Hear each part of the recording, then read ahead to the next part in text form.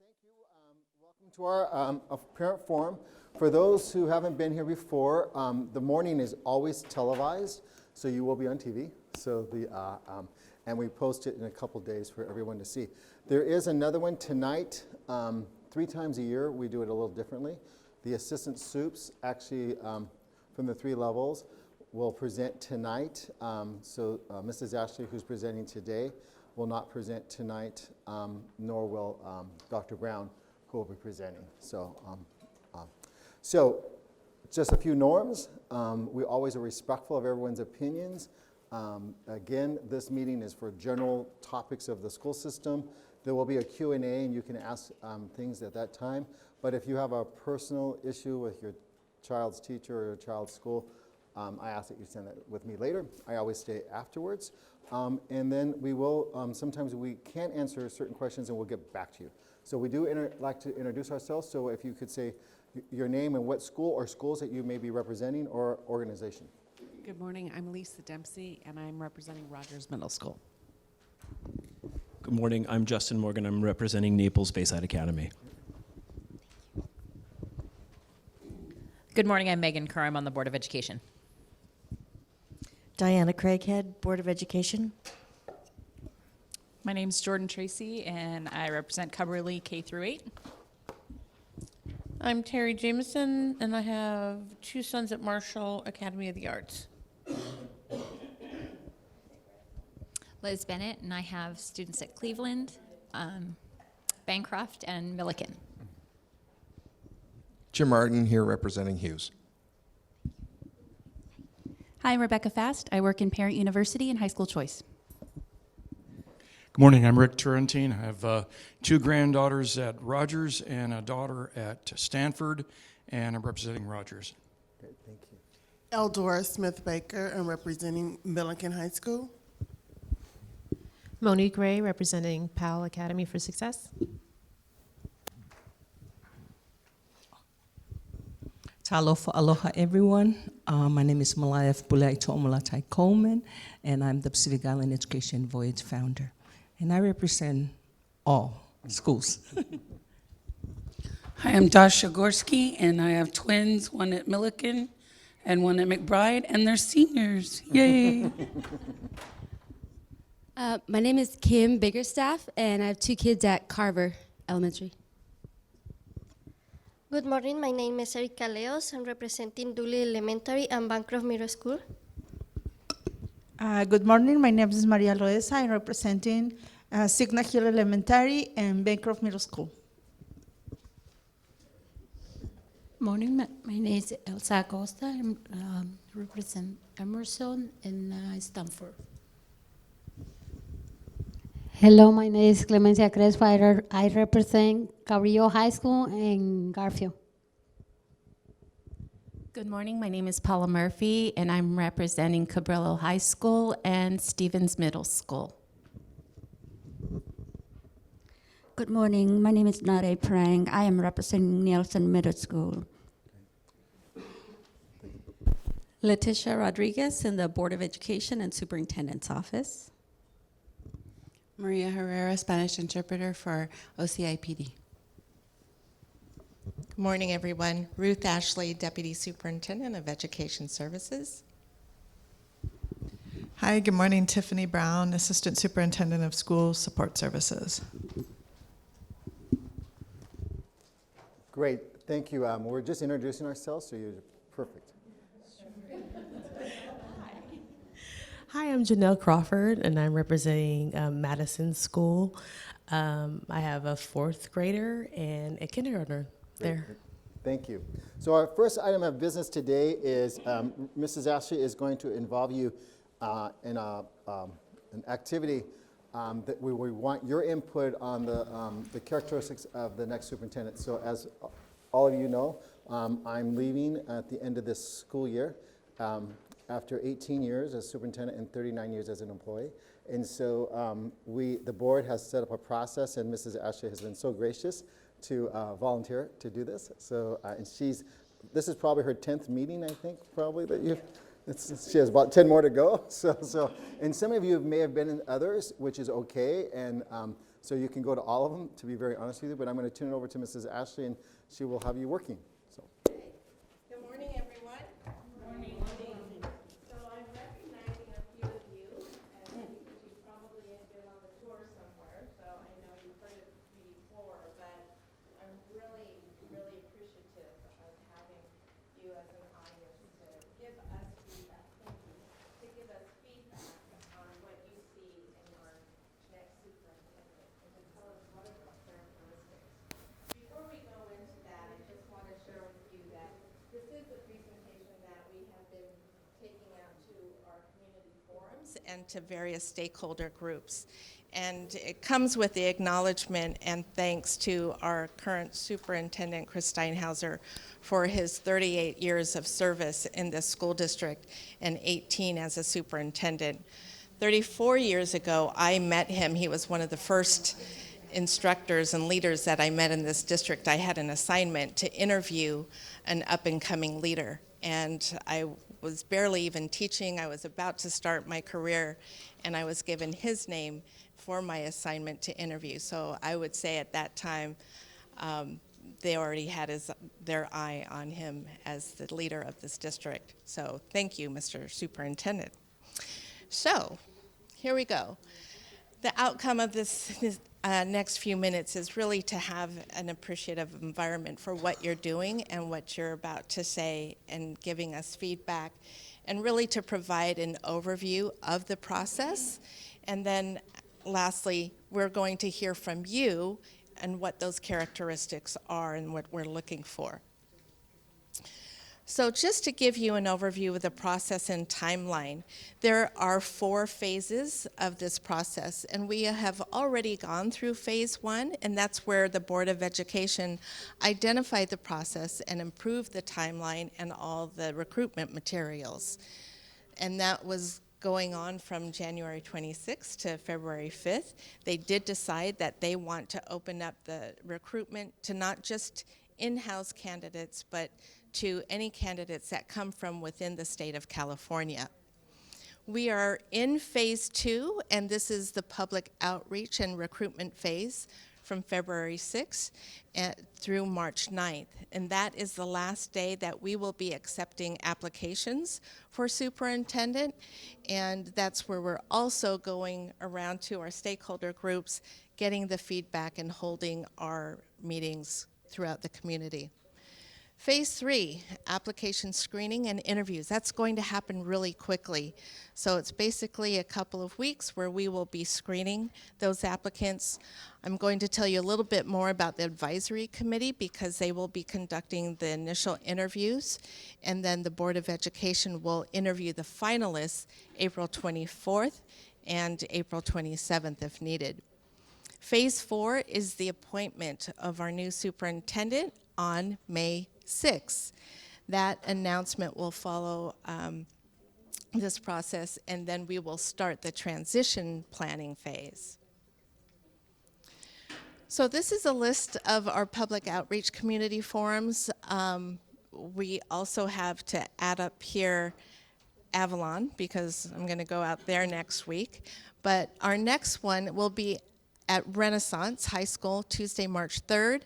March 5th will be at Prisk Library, and then, in the auditorium. Then Saturday, March 14th, we'll follow up with Cabrillo High School. So you can watch any of these forums on our YouTube channel. You can also participate through our online thought exchange. Many of you received the announcement already that it's up on our website. You may have already participated in an online thought exchange for LCAP to get your ideas, and that's a really neat venue and platform that you can go into, see what other people are thinking. You can express yourself, you can like ideas, and you can respond to that accordingly. So I do encourage you to go onto the website, and you can just click on Thought Exchange, and it'll take you right there. Updates and more, just go onto our website, and if you need the listing of the community forums, there's a link right on top. It's just one click, and it'll give you the whole listing. All right, I talked about the community, advisory committee before. So we have about 23, 24 members. And so you can see by this listing that we have a good representation of groups throughout the district and community. And so we have at least 2 members from Album who will be sitting on this committee, 1 from the Assistants League of Long Beach, 2 from the Board of Education. We have Megan Kerr, who's here with us today. She'll be joining the advisory committee, as well as Dr. Felton Williams. CCEJ, California State Long Beach, will be there. Californians for Justice. They will also be bringing a student because we do value that student voice. We have CSEA with 2 reps, the Coalition of Involved African American Parents, and the District Community Advisory Committee will also have representatives. This entire slide deck, this presentation, is on our website if you want to go back to it. So continuing on, we have DLAC, the District English Learner Advisory Committee, with a representative. We have 2 executive staff members who will be there. The National Council of PTA, the NAACP, Pacific Islander Education Voyage will have a representative. Thank you, Ms. Coleman. Special Education Community Advisory Committee will have a rep. TALB will have 2 representatives, and the LGBTQ Center of Long Beach will have a representative as well. So this leads us to our superintendent governance standards, and you have that listing before you. There are 11 standards listed. So I'm going to give you a couple of minutes to read through those standards, and I would like for you to circle, highlight, underline any words or phrases that really stick out to you. What are those words and phrases that resonate with you? Because this is going to tee us up for a conversation. So now that you've done that, and I'm going to go ahead and interrupt you, what I'd like for you to do is turn and talk to the folks at your table. You have a note card here for your own notes, but we would like to collect these notes because we are gathering up this information. But do have a conversation at your table. Exchange ideas. We would like an extension of these standards, so anything that you have to put into your own words, we welcome that for you to write that on these cards, because as I said before, we're going to record this and give our recommendations as a group to the advisory committee. Okay, so that's our role today. So thank you. Have that conversation. Okay, let's go ahead and come back together as a group. Thank your table partners for the conversation. And who would like to start us off? Okay, wonderful. All right, let's give our attention to, what's your name? Justin, hi. And so we were talking at our table. I have kind of a unique experience. I was in the classroom for 12 years in independent schools and worked for Cal, and so I have a little bit of a different perspective. And I've gone through 2 head of school searches, which are not analogous to a superintendent, but they can be similar in at least some of the types of roles. And so what I've seen in my own career, and what we've talked about too, is that there's 2 essential skill sets that I think I'm looking for. And I have my son is in kindergarten, so we want to be with the district for a while. And that's proactive financial responsibility. And I think the district has done an excellent job so far doing that. And I hope that the leader continues, the next superintendent continues that really measured approach. And the second thing is the ability to understand all of the different groups and individuals represented within Long Beach. My wife and I lived in San Francisco, and when we decided to have a child, we first of all couldn't afford San Francisco, so we decided to come back down to Long Beach. But part of the reason was we wanted to raise our son in an environment that was safe and diverse and had this huge, really rich context of different cultures and languages. And for him to understand that and to understand that that's the real world. And so we need a leader for the superintendent's office that really understands and fundamentally understands how all of these different dynamic groups really fit together. So, yeah. Did you apply? No. I'm kind of wild. You don't want me as superintendent. Let's give Justin a hand. Thank you for that. Who's our next table group?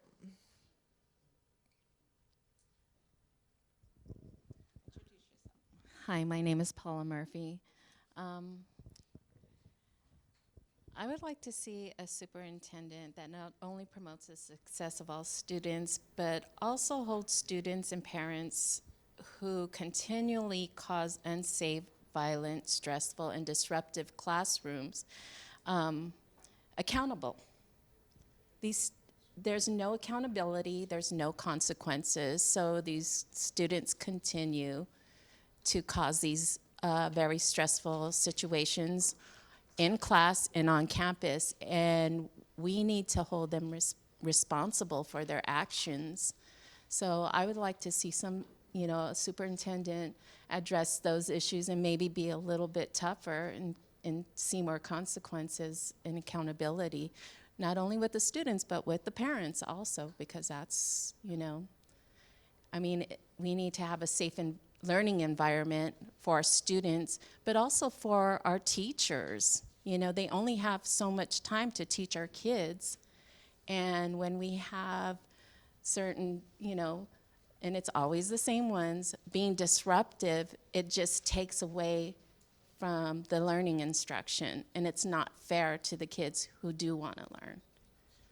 Thank you so much. Let's give her a hand. Thank you, Ms. Murphy. Introduce yourself. Our group talked about treating everyone with respect and civility, communicating openly, and supports all the stakeholder groups. And then for me personally, I think there should be perhaps some weight given to people inside the district who have studied Chris closely and continue on the path that he has gone, because he's done a fabulous job. And so I think there's certainly merit in looking inside, and I know the district does that quite often, but probably a national search, but you have to be careful because the guy or lady from out of town, you may not know their faults as well, and people inside much better, and they've had a chance to study the master. Thank you very much. Okay, and then I think you had another table mate who wanted. Did you like to say? No? Okay, great. Go ahead, please. Thank you. Eldora. I'm not sure if I shared this with the group, but what I would like to see is to continue the work and setting the foundation of improving the achievement gap. I've talked to other people in different districts, and they've always commented how great of a job that we're doing in Long Beach, and how they are trying to model their district after Long Beach, as far as the work and the foundation that he's done with really working with the incentives and the work that he's done with, just achieving that, the achievement gap. Yeah. And then we also talked about the communication, open communication, accountability and integrity at the district level with the parents, and how open and transparent he is with us as parents. And I don't know if you guys want to add anything else. Thank you so much. Let's give her a round of applause. I'm sorry, I did mention to you how much the thought exchange is super powerful. How many people participated in the last thought exchange? For the LCAP. For the LCAP. Okay, you have to check it out. I did it like kind of late at night. I wasn't really I was like, well, whatever. I did the survey. It I spent like 35 minutes on it. It is so exciting and invigorating. It gives you different it gives you like a limited but open-ended content to respond to. And then once you've done that, it kind of forces you to justify it. So once you've done your work, you can go and read everybody else's. So it's like this great social media experience. And then you can comment. You can upvote or downvote other people's comments to how it relates to you, your situation, and the knowledge that you bring to the experience. So at the end, it's like you're getting this really great, aggregate of information. And I can't wait to do the next one. So please, please, please, a thought exchange can take 5 minutes, and you can keep returning to it to see, like, is your issue getting upvoted? And if not, get your friends to get in there and comment. Because it's something that's valuable to your site, right? So it's your power. Thank you. Tell us again what you noticed on how many people were commenting and It was how crazy. many comments. And I don't know, someone else would know better. When I went on, it looked like, and I didn't know how to read all the icons and stuff, it looked like about 995 people had commented, had gone on. Like, how many people? But there were like 35,000 comments. Okay, so it's a lot, but think about, only 900 people are making that many comments. You want to be one of those people, right? Absolutely. Thank you so much for that. Let's give her a round of applause. Thank you. Ms. Coleman. We're talking about a leader who will continue, because I know the superintendent's amazing on that, to bring the Long Beach Unified School District, students, teachers, administrators, staff, and the communities together quarterly as one family. To celebrate their differences and respect the differences and perspective of their history, culture from all families together quarterly. Thank you. Very nice. Anybody else here? That's the whole table. Anybody else? No? Okay. I did not actually, my name is Nare. I did not actually write a complete sentence to what I'm actually looking for in a person, but just a word at a time. So I'm reading this off, and as I read this off, I like to explain it a little also. I think someone who is responsible. Responsible as a person who actually can have a vision to see that what's the process next to actually helps community, the children, and the teachers building this. School actually building the foundation for the children, but they lack to understand that the foundation at home is broken. So I hope that the person that's coming up after the superintendent actually would actually help to embrace home and school together, so that we actually help build the foundation at home, so that it's a connection to actually lead to the next step, which is the children will actually move on in their goal. And I also would like to see someone who support not only with the district, but also with, again, the school and the parents and the children, and recognize things before it's actually break down, recognize and respect the culture of home, culture at school, and each person has different culture, and understand the value. Each person has different understanding of things, and they bring different value to the society, to school, to home. I hope that our children will actually taught on a lot of values, so that they understand what value is, so that they don't have that behavioral issue because they don't understand what value is. And someone who actually demonstrates as a model. When we tend to actually want to see a great model so that we could actually learn from them, and a child actually have someone to look up to, or a parent here actually enjoy the great model we have.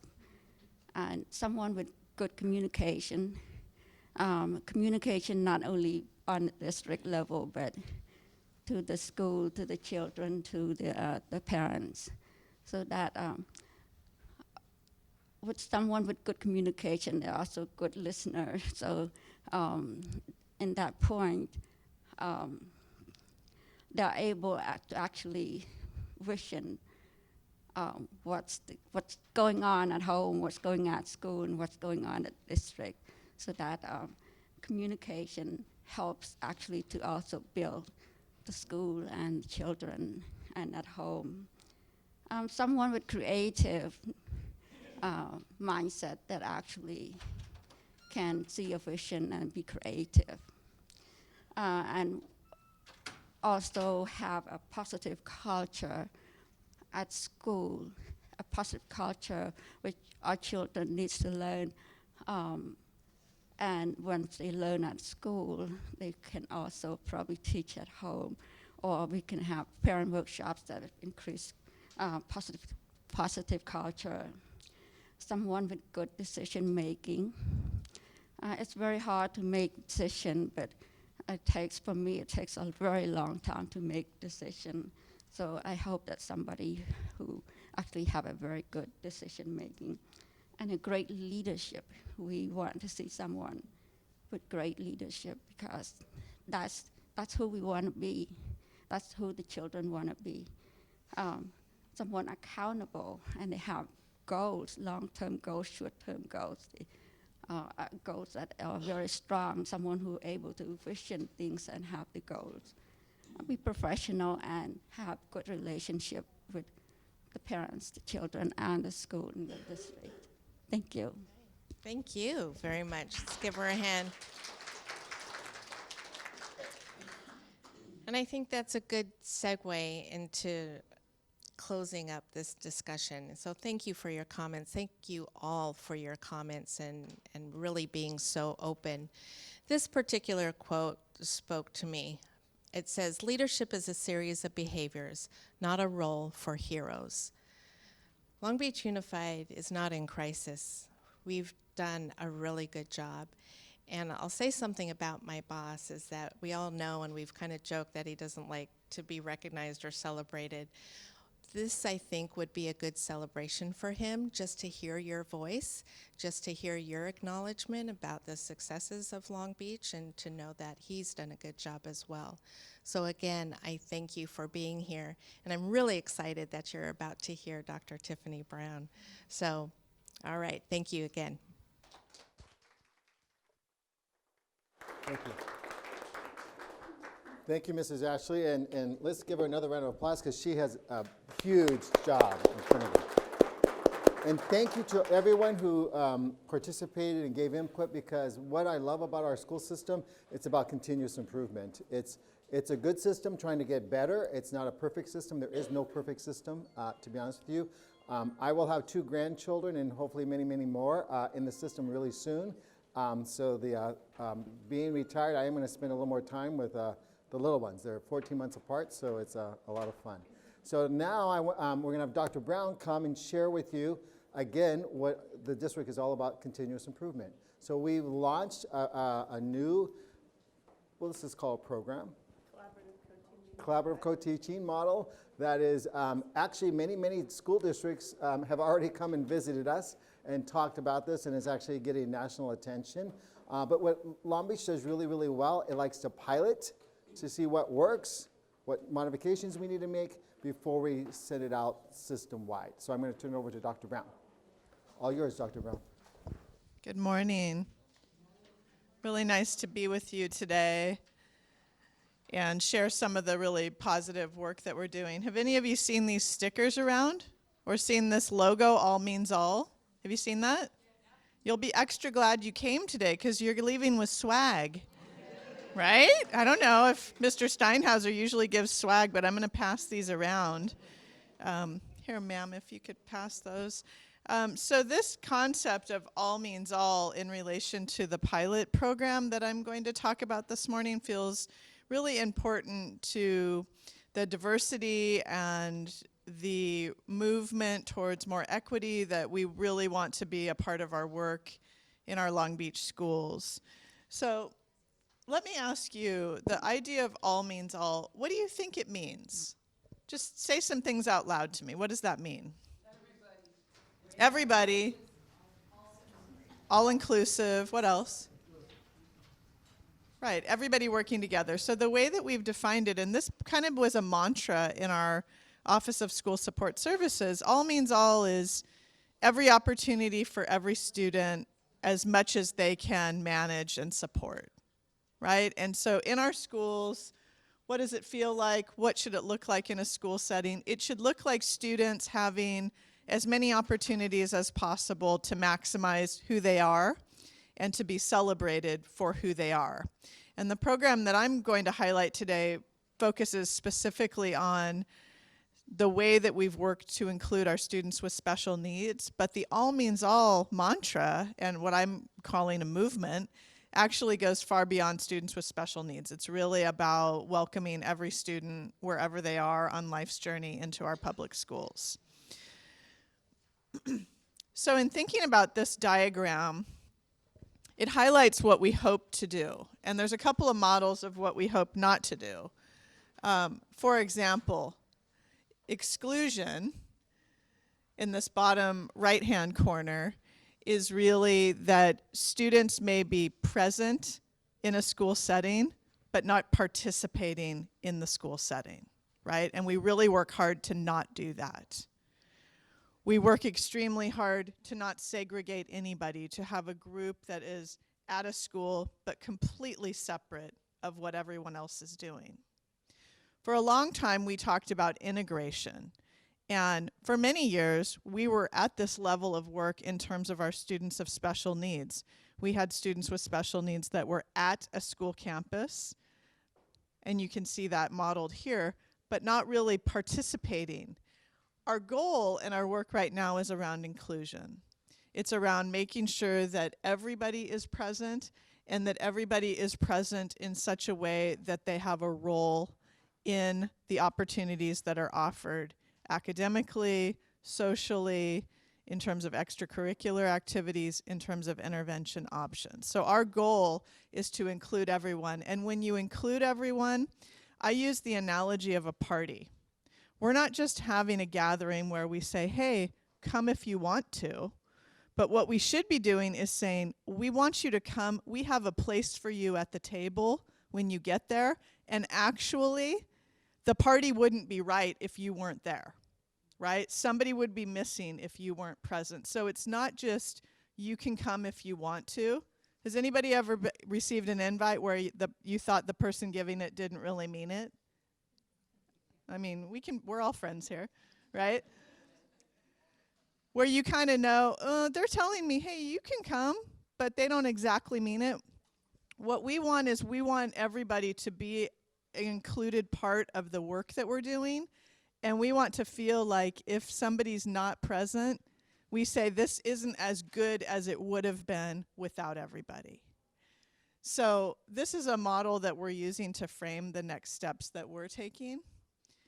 Least restrictive environment. So in terms of how we support all of our students and our students with special needs, you're probably familiar with all the educational jargon that we have, right? And we have acronyms. I could say a whole sentence and never say a word.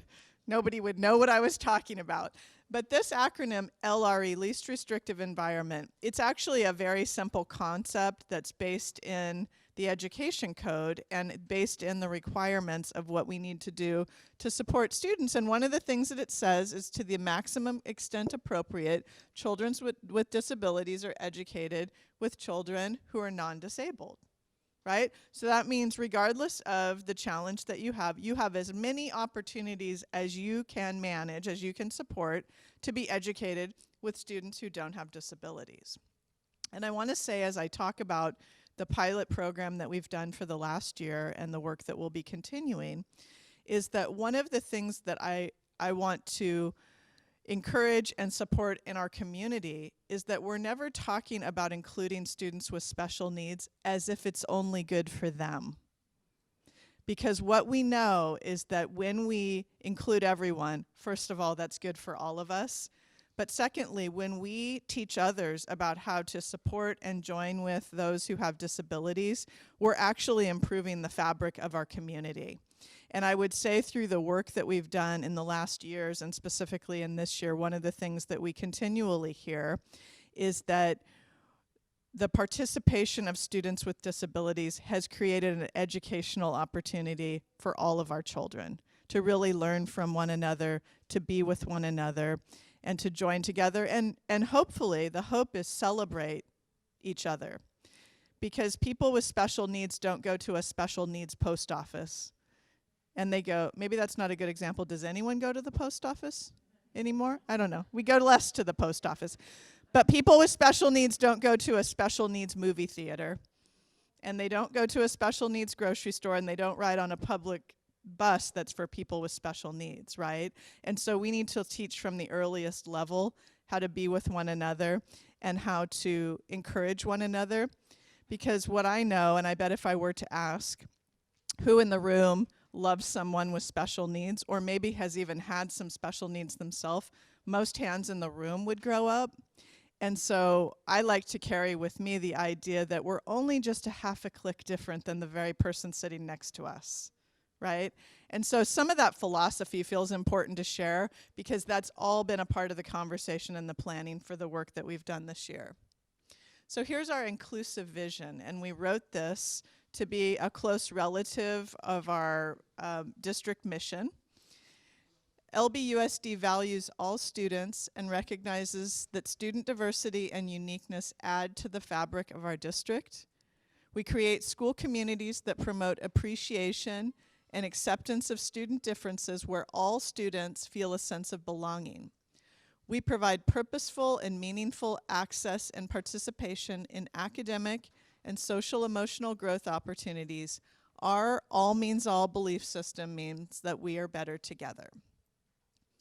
Now, the risk in sharing a vision is that somebody in the room wants to say, but that's not the experience that I've had, right? It's good that you vision that, but that's not the experience that I've had.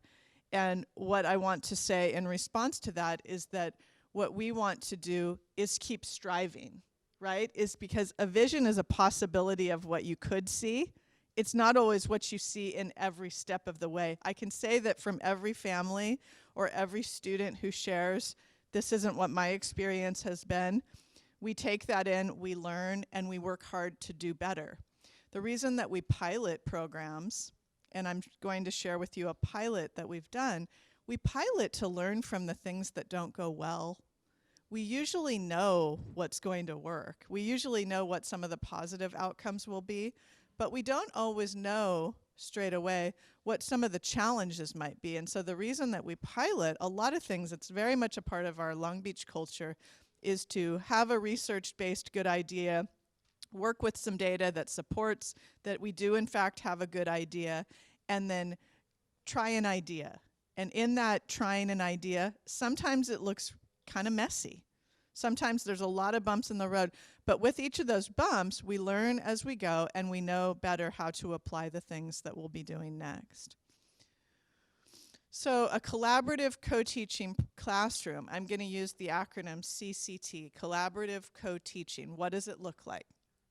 These are some of the things that we see. We have 2 teachers that are team teaching. We have a group of students with special needs and a group of students who are typical, and they are in the same classroom. We completely support inclusive practices in those classrooms, which means every opportunity as much as everybody can manage. We differentiate the instruction, meaning we change and we modify as we need to for the students that are in the room. We have all kinds of different learning models. If you'll see in the short video that I'll be showing that teachers are with a small group on the floor, they're with a whole group where they're all standing, they're outside doing an activity, so we change up the way that we deliver instruction. We hold high expectations for every student, and one of the things that's very important that we need to talk about as a community is that for our students who have special needs, we need to address their unique challenges, but we need to keep the bar very high for them. We need to never drop our expectation or the way we deliver instruction in support of the needs that they have, because we know they have challenges. So the challenges are not a reason for us to lower our expectations, and what we routinely find with every child who's struggling with any kind of circumstance is that when we keep our expectations high, we also keep our belief system high. And when we do that, students rise to meet us at that level of expectation the majority of the time.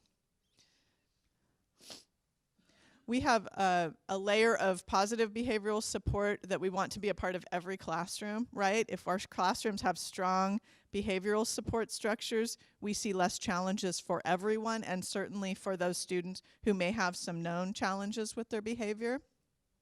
And we make all kinds of curriculum adaptations. So let me highlight the big idea, and then I'm going to show you a really wonderful video. So this year we selected 2 school sites. One is Emerson Elementary School and the other is Lincoln Elementary School. And we went to the principals. When I say we, I mean myself and our Assistant Superintendent of Elementary Schools, Brian Moskowitz. We went to those schools and we asked the principals to select a kindergarten teacher who would be a partner with one of our special education teachers, or we call them ed specialists, educational specialists. We took 20 students who are typical, would be in a general ed setting, and 10 students who have IEPs that would have been in a special day class setting. And we put them all together. We put them all together with the expectation that the teachers would completely collaborate and teach together. We put them together with the expectation that all students would be supported by both teachers. And the vision that we gave them is if I walk into the classroom, or if we all went into the classroom right now, they would say, "What in the world are you doing?" No, if we went into the classroom right now, we would not be able to tell which teacher is which, and we would not be able to tell which students are which. And that second part is really the part we're celebrating more than anything else, is that we're seeing some really positive early results about the work that is happening in these classes. And we're seeing that the students are blending together with each other in such a wonderful way that their academic achievement is much higher than it would have been if we would have had students in a special, and I'm going to say separate, self-contained classroom. So with that, I'm going to show you a really wonderful video.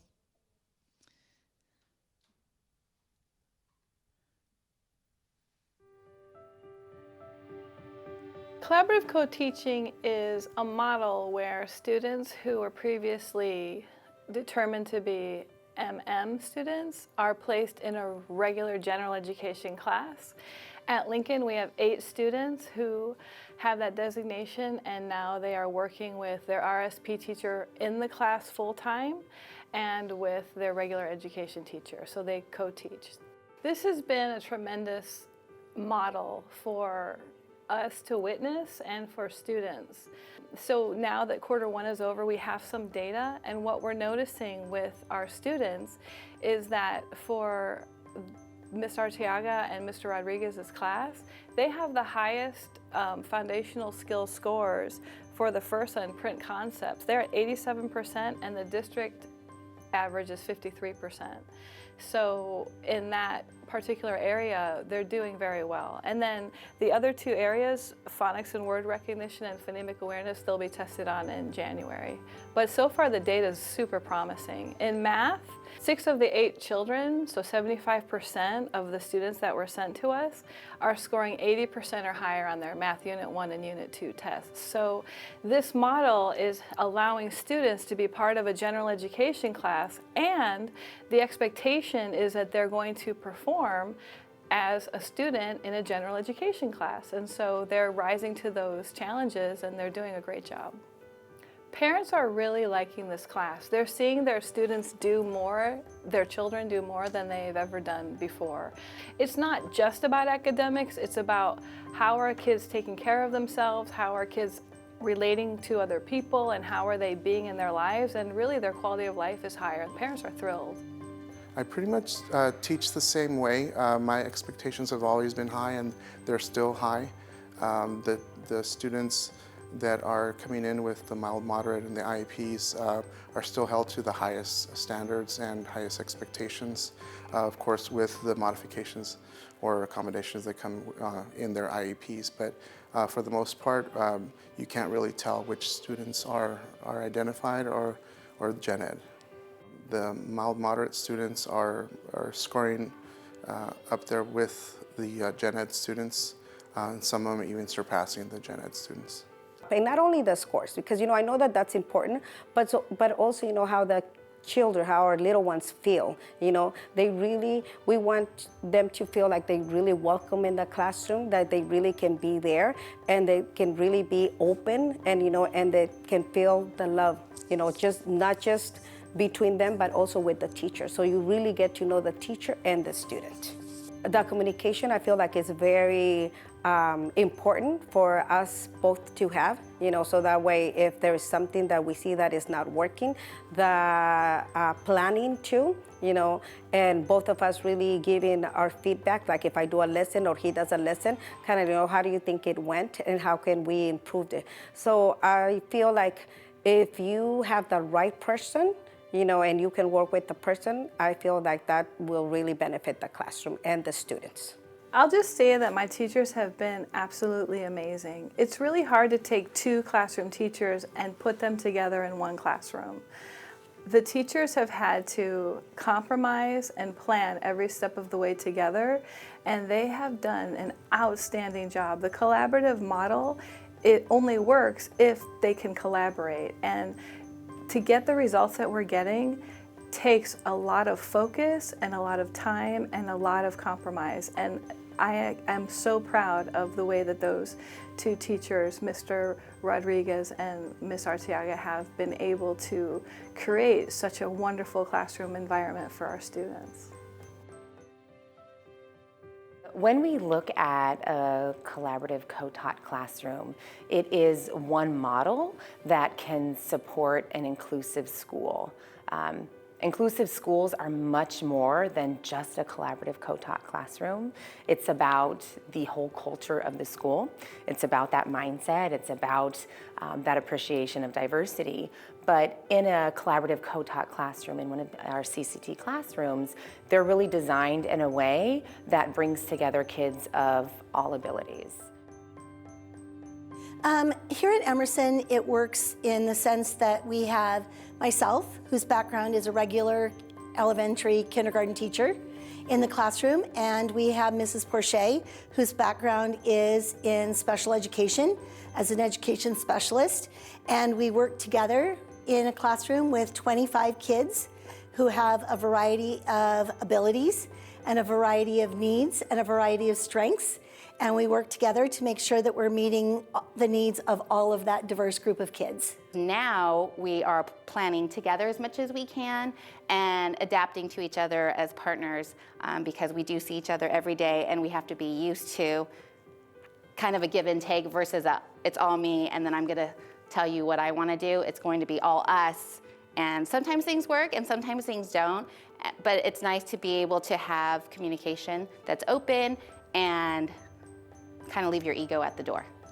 One of the things I love to watch and see how my students are growing is within that small group setting, because it's a mix of students, you have your gen ed kids and your students with IEPs, all of the gen ed students are, most of them are pretty advanced in language, so they're providing these models. And I can see the students with IEPs listening, and so when I get to them, they typically answer in a complete sentence. But one of the most important parts is utilizing the curriculum to create speech lessons. One of the things moving into the CCT room that I really wanted to do was utilize their curriculum that they're learning to then work in these small group settings so I could really tailor their language goals. And what I've noticed is that by utilizing the curriculum, the students are more apt to answer. In kindergarten, everyone's squirmy and everybody's running around and everyone's learning. Here, there's no difference. Nobody knows that this child has an IEP. It's only the adults that know it. So the kids, they all treat the same way. They go out there and play together. They all want to go down the slide together. They just want to have fun and get to learn. And it's neat to see that no matter what child in that class, when they get it, their eyes sparkle. And it's so cute to see them, learn. The results have been awesome. We recently just did our data analysis for the first 90 days of school. And most of the kids in the class that have an IEP have already reached their goals. A goal that was supposed to be achieved by June, by the first 90 days of school, they've achieved it. The students that do have an IEP are scoring way higher than the other students that don't have an IEP. So I think they're showing their potential that if they were just in a regular MM class, they probably wouldn't be able to show that potential. But because the teachers have high expectations, are teaching to the standards, are really looking at the data, they're differentiating their instruction, they do their small group instruction, they do everything that teachers are supposed to be doing, they're doing it, and it's showing the results of the students. If there's one teacher, they can't help two people at one time. But if we have two teachers, the two teachers could help two people at one time. Having two teachers, because if two people need help, two people could help two people. I guess the thing that kind of touches my heart the most is I look at the amazing things that these kids are accomplishing, these kids with IEPs are accomplishing in our classroom, and I think to myself, where would they be if they were in a traditional special education, self-contained classroom? And that breaks my heart a little bit because they're flourishing where they are. And I think that that's the biggest takeaway from this, is that given the opportunity, in the right environment, with the right support, these kids can make amazing gains.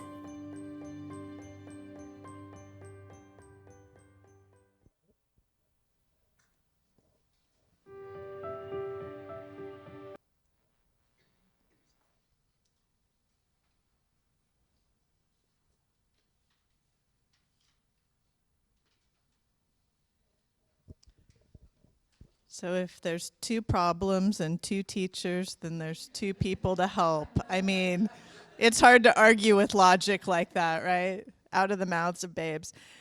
So what's next for our work together? We are going to be doing several things. First of all, we've selected actually 3 additional elementary sites for next year. One is Adams, one is Bernie, and one is Lowell, where we will be having a collaboratively co-taught kindergarten classroom. We will also be increasing this program to first grade at Emerson and Lincoln.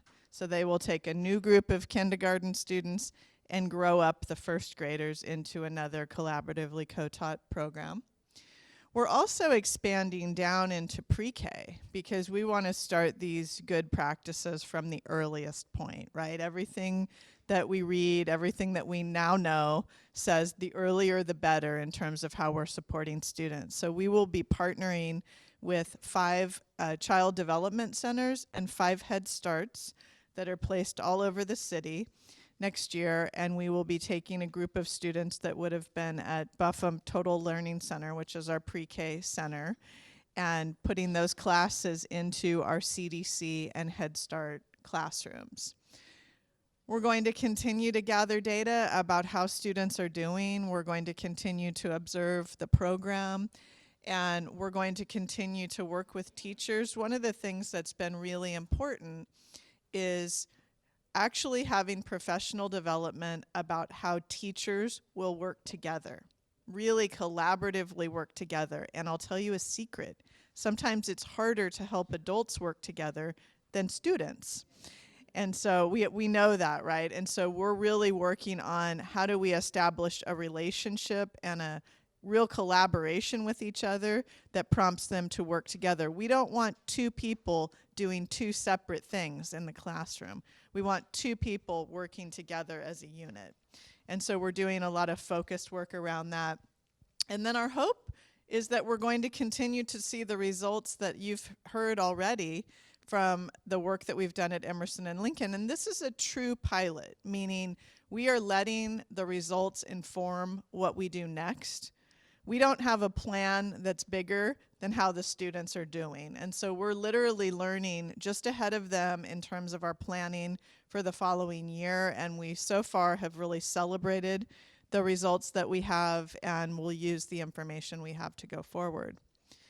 And then lastly, I want to highlight, and we have 2 of our board members present today, but back in February, our school board passed a resolution on inclusive practices. And for many of you in the room, you may say, yes, and of course they should have.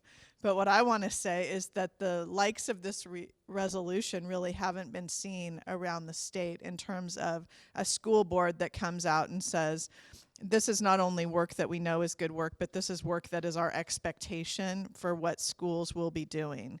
So here is a copy of the resolution. This was from February 6th of 2019 that this was passed. And then lastly, this is one of my favorite quotes. I have it on my bulletin board.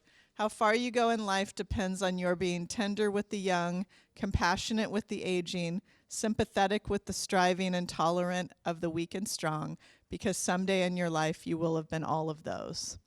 And so that's kind of a full circle come back around to the struggles of someone sitting immediately next to you is only just a moment away from you, and we never know when it could be us. And so with that messaging, I think that this work in our community feels extra important for every child.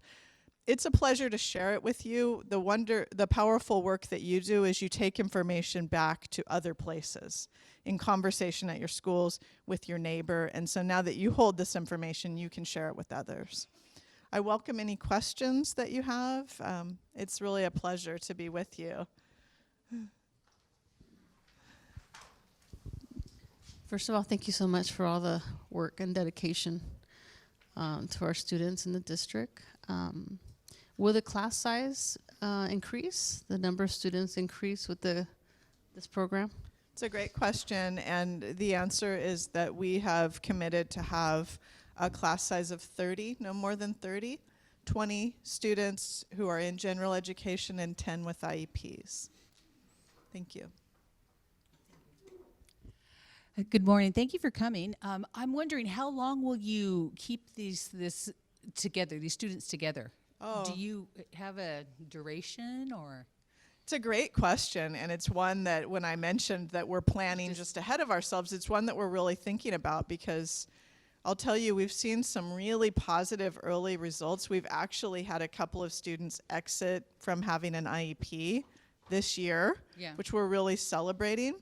Our intention is to keep the same group of students together in first grade, and that's as far as we've committed, because beyond that, we don't really know. My hypothesis is that as students move up, we're going to see two paths. We're going to see students who are really fully integrated into general education and not needing the level of special education services that they've needed. Or we're going to see students who continue to need a higher level of support. And for that group of students, then we want to make sure that we really focus on those. But our commitment is just right now to grow it up to first grade, and we'll see. Also, my daughter, she is the director of curriculum in Little Wound Indian School out in South Dakota. She does this, the collaborative, and she said that it works like nobody's business, because not only are we teaching the children to teach in groups, right? Absolutely. You're modeling this, and as you said about teachers not getting along and stuff like that, but that's all with the professional development and stuff. But I really think this is a good thing. Right on. Yay. Thank you. Thanks so much. Yes, ma'am. Oh, Ms. Coleman. As I always mention, like my mother said, we are the hearts, and our children are the heartbeats. And by seeing this is such an amazing program. Like we always say that kids learn, they're a sponge. They learn so much to work together as a team. And I think, like my father said, before you go to heaven, look at the child and see what they do. And then that will give you a different perspective of life. I just have a suggestion on the slide, the LBUSD, in the inclusive vision, because I'm looking at it with the all. It's small. We really couldn't see it. If you do it all caps, that would be great. Thank you. I'm grabbing my handout here.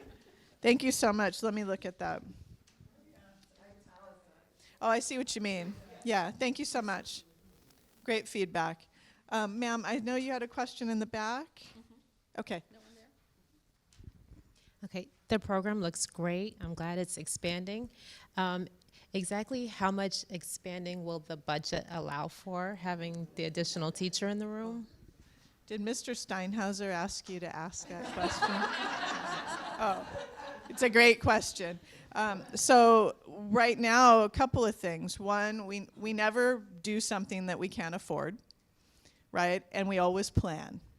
So that's the first and foremost, most important thing. Right now, what we're finding is we are, in several cases, taking a program, a mild, moderate program at the schools that have had it, and we're closing a classroom while we're moving a teacher into another room. And so we're managing our costs in that way. In the schools that haven't had special day classes and we need to add a teacher, then we've planned for those. But we've right now planned out 5 years for the way that we will support these programs, and then from there we'll use the information we have to go forward. Thank you for asking that. Hi. I just had a quick question. How are you selecting the students? Like the 20 students, how are you getting the gen ed kids that are going into those classes? Are the parents signing up for it? Or are you saying, because the one teacher did mention that they have the higher achieving kids. So then what support are those higher achieving kids getting? And are those the kids that would have probably been Excel classes, or how is that working? It's a great question, and I'll tell you a little bit about how we made up the classes. We looked at, for the students with IEPs, we looked at where do they live, right? And because what we know is that part of that least restrictive environment is proximity to school, close as home as possible. And so for the students at one of the sites, we took the group of students that live in the school and made up the kindergarten class from the students who have IEPs and the students that are in general education. At our other school, we didn't have as many students that live in the immediate neighborhood, and so we selected students that live in closest proximity to. In terms of the general ed students, no, we didn't ask parents to sign up or even agree to the idea. We put the students together and we did some messaging around what we were doing and why. And I'll be honest with you, there were a few, at one of our sites we had no questions. Everybody seemed pleased right away. But at our other site, we had some questions that came up about exposure to students with disabilities and if that would be a concern for some of the families. Those questions quickly shifted into other parents asking, how can I get my children in that class? Because the ratio that's created from having 2 teachers with 30 is 1 to 15.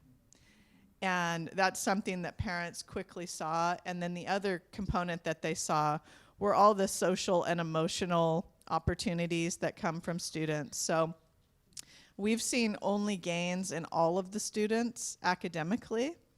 We haven't seen any decline. And to your question about higher achieving students, having that second teacher in the room allows an opportunity to really differentiate for those who are struggling and those who could be accelerated, because they have more opportunity for teacher engagement and more teacher contacts with students in every day.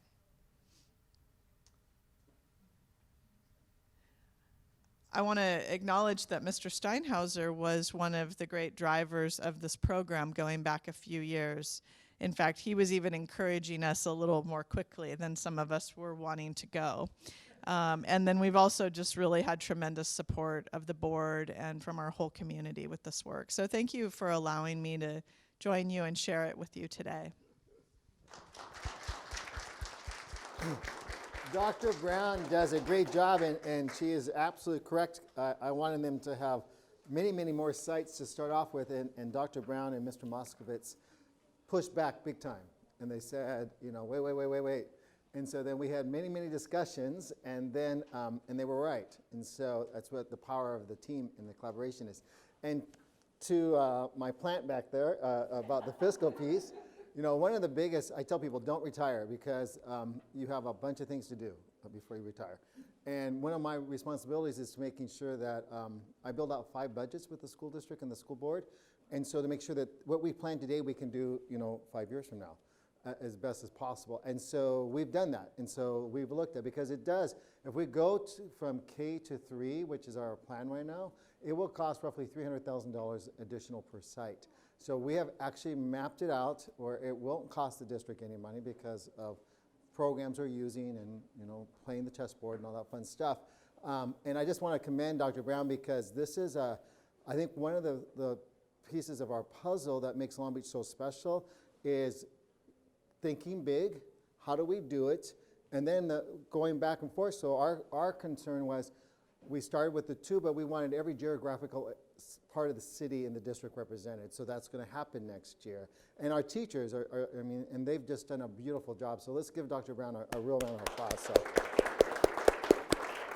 These are the things I'm going to miss, the kids and everything else. There's some things I won't miss, but these are just beautiful things because this is cutting edge stuff. People, again, we had some visitors here who were like for all day, and I'm sure they're going to come back many, many more times because they're like, how did you do this? How did you go from here to here so quickly and without these big problems and so on? And it's just because, again, it's not a perfect system, but about people working together. You heard the one teacher say we have to leave our egos at the door.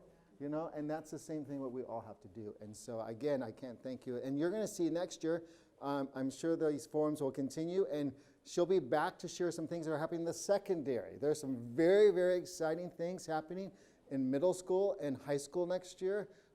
Again, very, very exciting. I think that my one, and since the board members are here, I'm going to give everybody homework assignments before I leave.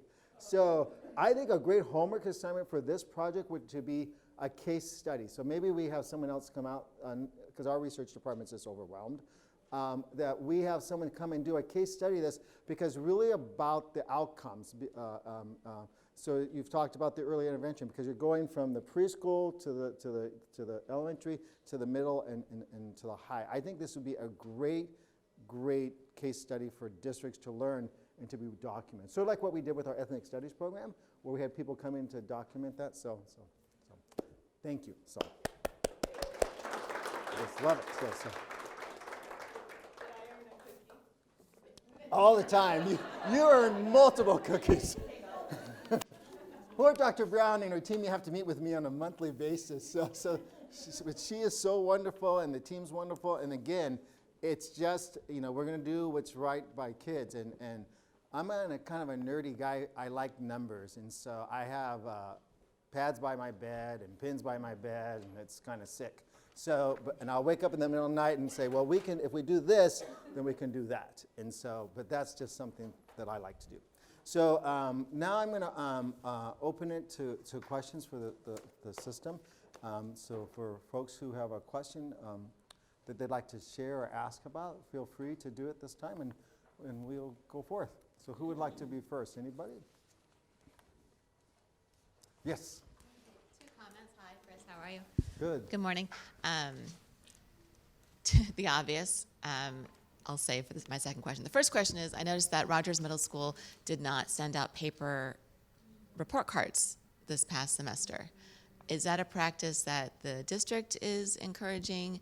I immediately felt concerned because I had to go onto my computer, log in to get my students' grades, and I didn't do it until like 2 weeks ago. Thank you to School Loop, I can stay more current than that. But anyway, I wanted to ask about that. And then the second question is, a big question is coronavirus. Oh, yes. Okay. So on the first question, yes, we are encouraging people to go paperless. And on as many things as possible, to be honest with you. We've had many sites pilot that, and it worked really, really well. We have 85,000 Chromebooks in the district. We only have 71,000 kids. So we have, all sites have Chromebooks where parents can go in and log in and do. So, and if a parent wants one, we'll even print it out for them. So we've done that. So that's really, really important. If you remember a couple years ago, we moved from the old emergency cards where I have 5 brothers, she had to do 18 of them at the time, So now you do it on the computer, and so it's those types of things that we're moving to, so. Now on the coronavirus, it's so interesting that you just said, I just received an email last night from the County Office of Education stating, because I don't know if you've heard what the Attorney General has said, so that we all need to be prepared for online schools, Yeah, and so I'll be really honest with you, we're in the middle of those discussions right now. So how would that look and what would that look like? Because The city of Long Beach has done a really, really good job of having Wi-Fi throughout the community, but there are 2 to 3 areas in the city that we'll call our dead spots. You know, it's really very difficult to get any type of connections to there. And so that would pose a problem if we were an outbreak in any of those particular areas. So we'll be studying this very closely and looking at this, to be really honest with you. We do some of this on very small case studies where kids, when they go on independent study, for example, they travel and so on. So it's going to be a unique piece. Many of our materials are online, though. So, for example, our new textbooks, they're all online. All those things we can, the bigger concern I would have are for the children who don't have access via the internet. So, and we just did a recent study that it said about 90% of our families have some type of Wi-Fi access that can do that. But there is that 10% that don't. So, and we do have right now, for the last 2 years, we've been pushing out, there's programs through the carriers where people can get low-cost Wi-Fi, which is very good Wi-Fi. And we have about 600 families who have signed up on that. And then we have a program in place for our newcomers to our district. So for the last 24 months, we've had, you know, we're in declining enrollment, as you all know. So it's about 1,800 fewer students every year. But the last 24 months, we've had an increase in newcomers to our school system who are mainly in upper, like middle and high school, and a few in the elementary. So what we've done for those youngsters is to provide them a Chromebook and a hotspot for the year. Because the whole goal is to help them accelerate their English acquisition. I just met a young man who just came here 9 months ago from Guatemala. Great kid, doing extremely well, but he is using the Chromebook, taking advantage of the tutoring after school and everything else. But he said, I wouldn't be able to accelerate my learning if I didn't have these tools here, you know, because imagine if we went to a foreign country, didn't speak a word of that language, and they say, okay, you know, here's your test. Because they're placed in regular classrooms with the exception of an English development classroom, you know, for a year. So we do have that. So we have about 400 kids who use that for us right now.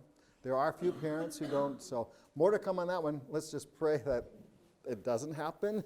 But on the flip side, the flu, you know, and I always talk to people about the flu. The flu, when you look at the 2 comparisons, the epidemic of the flu right now is obviously much worse. What we don't know about is how fast this thing goes and where does it go and all that kind of stuff. So everyone's in this big learning curve. It's a great question. Mi pregunta es, ¿por qué no hacen rotación también así como hacen con todo mucho personal de la escuela? ¿Por qué no rotan igual a las personas que son cosecretarias, que tienen más de 10 años ahí en el mismo espacio y siguen haciendo las mismas cosas con el personal y con los padres y todo, y siguen ahí? Deberían de moverlas para que puedan también otras personas no tener su trabajo seguro, sino que poder tratar mejor a las personas. Question is, you know, we have rotations of personnel at different school sites. Why aren't secretaries not rotating those that have been there for 10 years? Because we have teachers that rotate, we have custodians that rotate, we have CSOs that rotate, but you know, and the rotation, you know, it's not to say that their job is going to be at a loss, but that, you know, we want them to be able to treat other people, you know, to interact with others and see that interaction. Right. Well, that's a great question because we just did that last year at one of our levels. So last year, I think it was last year, I think so, we actually moved about 7 or 8 secretaries at the middle school level and switched them through different schools. Now I'm going to be honest with you, because we have never done that at that level, there was some pushback. let's just say a lot of pushback. And so we actually met with folks and tried to explain to individuals why the move is good and change is good. And so, but with all transparency, there were individuals who did not like the opportunity and did not like it. However, what we have met with those individuals, and with the exception of one, they've all seen it as a positive experience. So we are looking at those things, to be really honest with you. Now with teachers, we do not move teachers. So in 1988, you know, because we have a thing called collective bargaining with the teachers union. In 1988, the district collectively bargained away its ability to move teachers involuntarily, okay? So there is a provision where a teacher can be administratively moved, but he or she has to request it to us, and then we place them. They don't get to pick where they go. A teacher who wants to transfer a school can do it one of two ways. They go by seniority, which is roughly half the teachers, and they go by specialized positions, which are the other half, which means that a team at that school interviews those individuals who want to come to that school, and that team picks those individuals, and then they let Mr. Zaid know and he places them. So every year in this district, there aren't a lot of transfers, to be really honest with you, but half of them are in what we would call seniority-based, and half of them are what we call specialized, which means in the schools. Principals, you're right, we move principals, usually around every 5 years, but not necessarily. Sometimes principals have been at schools longer, and once in a while, maybe shorter reason. But you're right, we need to look at all levels. CSOs are not usually moved, to be honest with you. Those are campus security officers, unless there's a reduction at that site. Okay, that's usually the only reason. So. It's interesting that the social media representative was here last time. Yes. Since I'm going to bring up Milliken because Yep. we've had 2 threats now. Yep. When is it a really active threat? I know I keep getting emails, it's not a real threat. It's, so it's a little confusing. Yeah. But I have a senior and he's concerned, about going to school when there's a threat. One of the students was arrested from the first one. That's kind of my question. Great, no, it's a great question. For those who don't know, is that we've actually had 2 students at Milliken who made social media threats. So what they did was post a picture with inappropriate material and say, don't come to school, okay? So, and then it goes viral. Every threat that comes to our attention is taken seriously. So I'm just gonna tell you what happens. So what happens is we're contacted, the law enforcement of that agency, in this case it was Long Beach PD, are contacted, and then individuals, the police show up at your house and ask to come into your house if you to check, because they're going to check. If you refuse, they get a warrant, and then people are arrested. And so if it's determined that you made the threat, and they'll find out really fast, usually, and then they will tell us. Now, where it gets a little muddy, to be really honest with you, we cannot communicate with everybody what's happening because the police do not want us to interfere with the investigation. Because in every single case when these threats come out, social media goes nuts. So next door neighbor, this group, that group, and then people say things that are not true or half true or whatever happens. But what does happen is that in other cases, I might say, well, he hacked into my account, or she did X. So then they have to investigate those pieces, because what we can't do is to say everything's clear when we don't know if it's clear or not.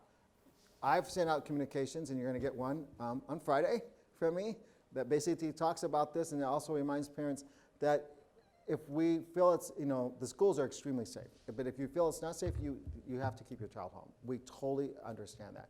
But we want to hear everything, because the issue is if you hear something, we want to know about it immediately. I'll tell you, where we get all this intel are our parents and our kids. So last night, I probably got about 2 hours sleep because my phone was just blowing up all night long, because we're communicating. We're communicating with the police department, with our people, with the principals of the school, with our communication people, all these things going on. So it's this constant behind, sort of like a war room type of thing, where people are going like this, and then we say, send this out, because we can get in trouble too, and our hands have been slapped. I'm going to be really honest with you, because one time we sent something out, and they said, why did you send that out? Because we did not give you the green light to send that out. Even though everything was good, but what happens if it wasn't? So this is where I always tell people, the schools are extremely safe, and I wouldn't say if I didn't believe that. But as an individual parent, you have a responsibility to make that decision for yourself. So if you feel, for whatever reason, your child feels that it's okay. But we don't ever want people not to tell us anything, because we investigate everything. And then, I'm going to be really transparent with you, behind the scenes, 24/7, there are people their job is to just troll the internet on a regular basis to find all these things. It's kind of sad, to be really, really honest with you. But what happens is that you have these things, where it's almost like copycats. So, you did it, so I'm going to do it. And our young people, for whatever reason, don't realize this is serious stuff. So now you've been arrested. So now you're going to get expelled. So now you're going to have all these things that you're going to have to go through. And all the things they say, well, I was doing it as a dare. Or I was doing it to see what would happen. It's no. So I can't implore everybody enough, all of us as parents and grandparents, we have to work with our young people. This is a new day and age. I remember as a parent when we first bought our a computer, we have a family room. I put that computer in the family room because I said, my kids were really mad. I go, no, I want to see what you're doing, And, it's just and it's changing so fast. Everything's changing so, there's this TikTok, there's, this and Snapchat, all these things. And so Chris Sitzen, believe me, he was all over this stuff. This poor guy, he's, and he has a little one. I'm sure he got no sleep, because but just know that we're on this. We know you're going to get upset with us because you want information ASAP. We can only get you accurate information as soon as possible. It's not that we're trying to hide anything, believe me. So even my wife was like going, what's going on? Because in my household, when things come at 9 o'clock, it's bad. So question. Over here, did you have a question? Okay, no problem, and whenever. Wait till she starts that, because it's TV. There was some very serious accusations made about a teacher at Cabrillo. It went on the internet, and it was very concerning for me as a parent because my daughter actually worked with this teacher. And the fact that it was made not by a child, but by somebody who also works in the district. So with that being said, I was just wondering how this was being handled at the district level, or if you can even give that information out. Yeah, so again, anytime that an allegation is made, whether it's student to teacher or teacher to student or teacher to teacher, everything is taken seriously. So we follow up in our own investigations. If if law enforcement's involved, they have to follow up on theirs. And just to let you know, if law enforcement's involved, even with students or employees, the rule is that they have to do their investigation first, then we do ours. We are not allowed to get involved. So if a student, for example, were arrested, then they would do their investigation and then we would do our procedure for expulsion. If an employee were arrested, they're going to obviously be put on leave. It's going to be followed, and then the person, if they were cleared, it'd be, they would return to work. If they were found guilty, they're going to be terminated, that type of thing. So we can't comment on individual personnel matters, but I will tell you that nobody in the district is allowed to work in the classroom unless everything's been vetted, okay? So here's another great example of social media going crazy because people can say and do whatever they choose to say, to be honest with you. On the flip side, there is accountability. So we live in this great country. We have everybody has their own opinions, which is important, but you are not allowed to slander and do other things. You can be held accountable too. So I always tell people, before you say something via the internet, make sure you have your facts straight, because kids will do these things, and it's like bullying or whatever they happen to do. Make sure everything is factual. There's a difference between my opinion and what I've heard and so on. And so, and then again, on this case, people will get frustrated with us because they'll say, we want to know boom, boom, boom, boom. We can't tell you. So when I put a teacher on administrative leave or I put an employee on administrative leave, I cannot tell you why, and I can't really tell you the details of it. They're going to be investigated and so on. It's just like if we suspended a student, I can't tell another parent, So great question, though. So I've had a busy week. So that's why I'm gray. Well, over here and then over here. So I just had a question about the emergency supplies at the schools.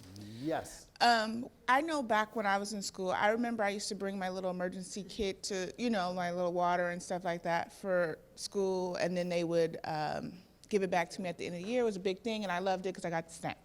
But in regards to the school, how they're doing it now, because I know there was some confusion and I'm not really understanding what the if there's not enough supplies, how does that work?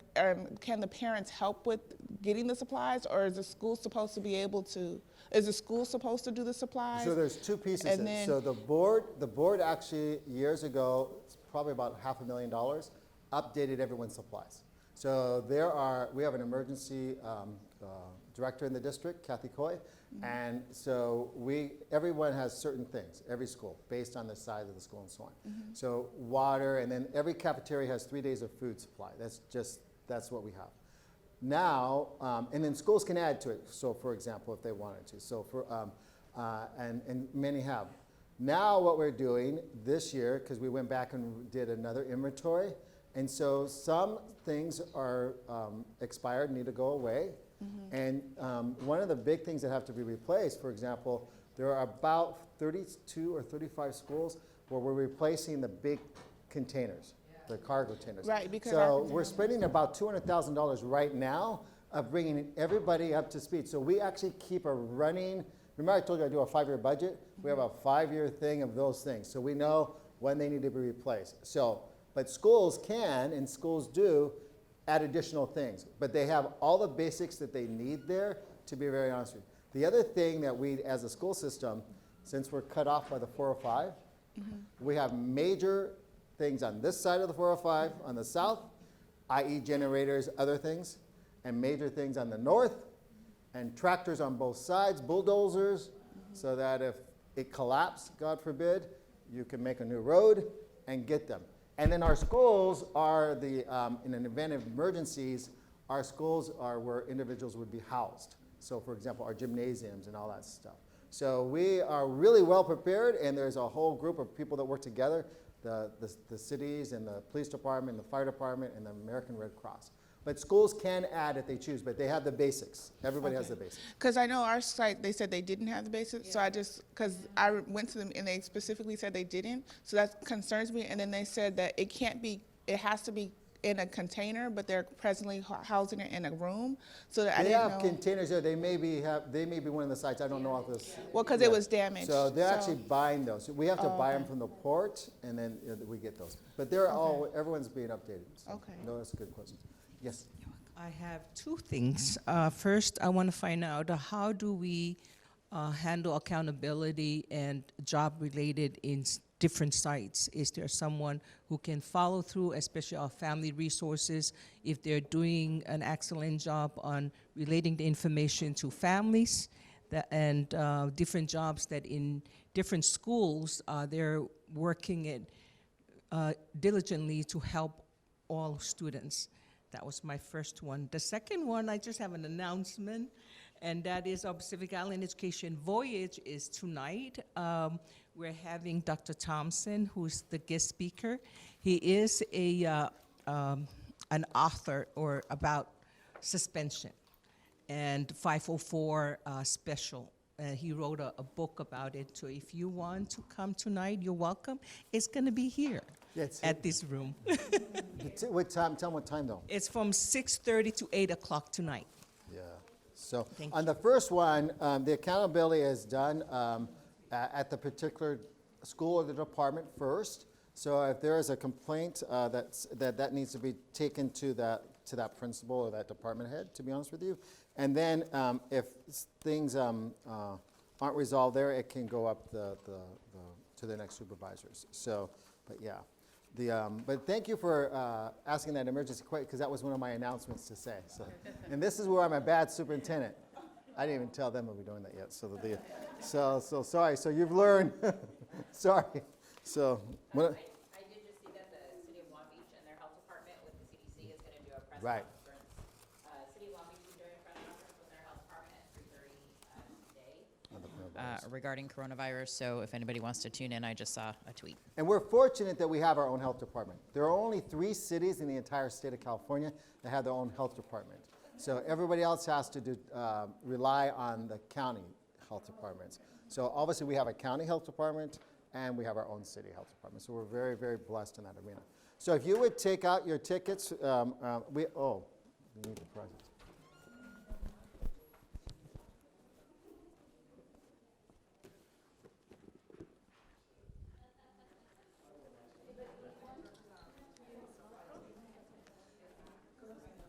So there are 5 prizes here. One is, they're both apple pies, because that's all they had. But the one with the star on it here is the French apple with the crisp stuff. Then these other ones, I probably have 50 things of Girl Scout cookies, because I do all the shopping. So you get to pick which kind of Girl Scout cookies you want, and you also get a Starbucks card, because coffee and cookies go together.